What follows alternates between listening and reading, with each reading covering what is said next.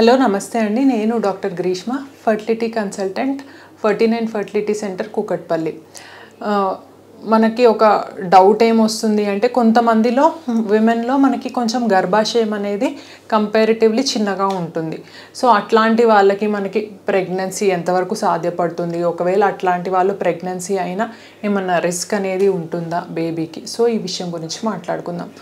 So అసలు గర్భాశయం అనేది చిన్నగా ఎవరి లోపల ఉంటుంది అంటే మనం ఏంటి అంటే కొన్నిసార్లు లేడీలో మనకి ఏజ్ ఉన్నప్పటికీ అంటే 25 ఇయర్స్కి అట్లా కొంతమందికి ఎగ్ రిజర్వ్ అనేది తక్కువగా ఉండి ప్రిమెచ్యూర్ ఓవేరియన్ ఫెయిల్యూర్ అంటాం అనమాట.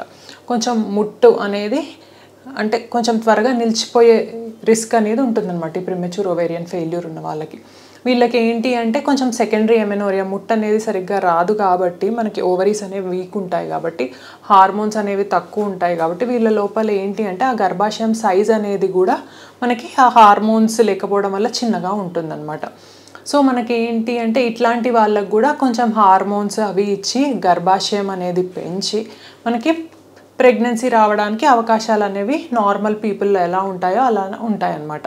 అంటే మనకి యూట్రస్ సైజ్ అనేది పెరిగితే సో ఇట్లా మనం యూట్రస్ సైజ్ అనేది పెంచుకొని ప్రెగ్నెన్సీ వచ్చినప్పుడు వీళ్ళకి ఎటువంటి ప్రాబ్లం అనేది ఉండదన్నమాట. సో నార్మల్ వాళ్ళలో ఎంత సేఫ్గా జరుగుతుందో ప్రెగ్నెన్సీ వీళ్ళకి కూడా అలానే ఉంటుంది. ఇంకా కొంతమందికి ఏంటి అంటే ముల్లేరియన్ ఎనామలీస్ అంటాం అనమాట. అంటే వీళ్ళకి గర్భాశయం అనేది కొంచెం అంటే నార్మల్గా మనకి గర్భాశయంలో ఏంటి అంటే 2 హార్న్స్ కలుపుకొని మనకి ఒకటిగా యునైట్ అవుతాయి అన్నమాట చిన్నప్పుడే. కొంతమందికి ఏంటి సింగిల్ హార్న్ అంటే యూనికార్నియేట్ యూట్రస్ అంటాం అనమాట. సో ఒకటే హార్న్ డెవలప్ అవ్వడము. కొంతమందికి ఏంటి అంటే కొంచెం గోడలాగా ఉండడము బైకార్నియేట్ యూట్రస్ అట్లా ఉంటుందన్నమాట. అంటే వీళ్ళ లోపల కొంచెం లో వాల్యూమ్ అనమాట, స్పేస్ అనేది తక్కువగా ఉంటుంది.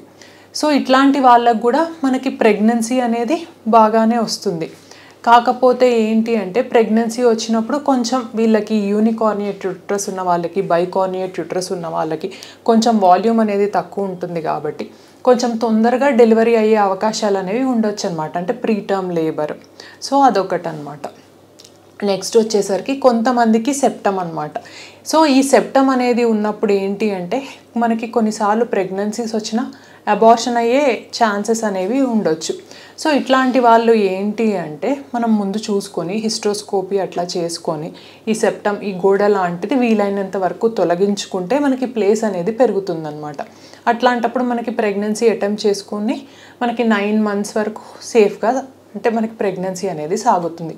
సో ఇట్లా మనం అంటే ప్రెగ్నెన్సీ మనకు వచ్చే కంటే ముందే సో ప్రీ ప్రెగ్నెన్సీ ఇవాల్యుయేషన్ అనమాట. ప్రెగ్నెన్సీ రావడంలో ఇబ్బంది ఉన్నా ఊరికే అబార్షన్స్ అనేవి అవుతూ ఉన్నా కూడా మనం ఒకసారి స్కాన్ ద్వారా ప్రిఫరబుల్లీ 3D స్కాన్ ద్వారా మనం చెక్ చేసుకొని ఏమైనా ప్రాబ్లమ్స్ ఉంటే సరి చేసుకొని మనం ప్రెగ్నెన్సీ అనేది ప్లాన్ చేసుకోవచ్చు. Thank you.